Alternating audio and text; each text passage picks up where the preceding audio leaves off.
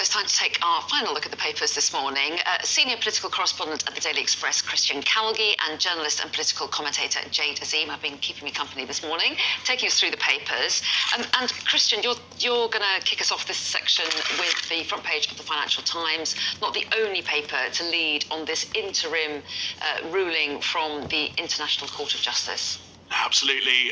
So the International Court of Justice has said Israel should limit harm to Palestinians in Gaza, but crucially actually stopped short of calling for an immediate end to the offensive, and also haven't called at the moment what is going on a genocide as South Africa. And I think they weren't going to at this stage, were they? Not because yet. There's an ongoing case. So this has been brought by South Africa, and it's a fascinating ruling because on the one hand, both sides have claimed victory.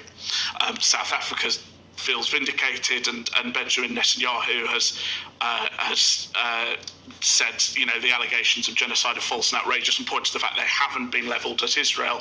But also, simultaneously, there's anger on both sides that, one, the court case was brought against Israel by the Israelis and by supporters of Palestine who say that the ruling didn't go far enough. So it's both pleased both sides and infuriated both sides' supporters, which is very impressive. And you're picking up on the Prime Minister's response. This is on the front page of the Telegraph, isn't it? Yeah, that's right. So the Telegraph reports that Number 10 has come out discussing a horrific irony to the ruling. Despite not actually calling it a genocide, they take aim about the fact that Israel should ever be accused of genocide, and they also talk about how there's no unequivocal condemnation of the evil of Hamas.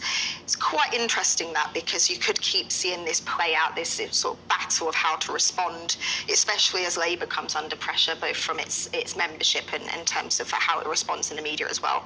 Yeah, exactly. And interesting to see if there's any divergence from the US's response as well, which has obviously been supporting Israel largely. Let's move on to the Eye now. And this is a story we touched on so briefly, Christian, but you felt there was still stuff to get stuck into in it. So let's revisit it, because this is about Lord Frost. And tell us what it focuses on. Well, there's so little Westminster politics today. I thought I'd try and dig something out. So, yes, so the Tory party has actually launched an internal inquiry into the funding of the so-called Conservative Britain Alliance, which is, all we know really is a sort of shadowy group that emerged only a few weeks ago and is behind the very extensive YouGov polling at the start of January of about 14,000 Brits that said the Tories were on course for a wipeout worse than 1997. Now, Lord Frost is somehow affiliated to the group. We don't know in what capacity. We also now, of course, know that one of Rishi Sunak's own former advisors, Will Dry, is involved with the group doing the polling. But that's as much as we know. We don't know who funds it. We don't know who else is involved in it. And that really is what is at the nub of the Tory party's investigation, because they want to know whether it has links with the Reform Party, the former Brexit party run by Richard Tice and the President's Nigel Farage. Now, Reform UK have said in a typically colourful quote, "The Tories' increasingly hysterical hunt for the CBA villain is becoming quite entertaining. It's like Cluedo, but let's get this straight. Reform are no Colonel Mustard, we carry no lead pipe, and we are not in the drawing room." They made that analogy, they drew it out, didn't they? They really did. Yeah, so really interesting to see if we find out who the donor is behind that polling, and whether any other plotters emerge. But keep us election focused for a little bit longer, Jay, because there's an article inside the Eye about the PM's secret weapon. Yes, not unrelated to clearly some panic on the Tory benches.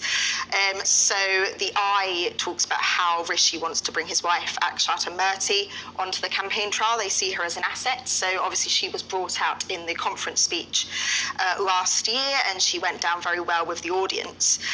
It's quite interesting. This is to make sure that they don't look out of touch. But there's a really great quote here where it says, "She's not going to be wearing Primark." A bit of a silly season story, but it does say something to the fact that they are very worried about how Rishi is coming across to the electorate.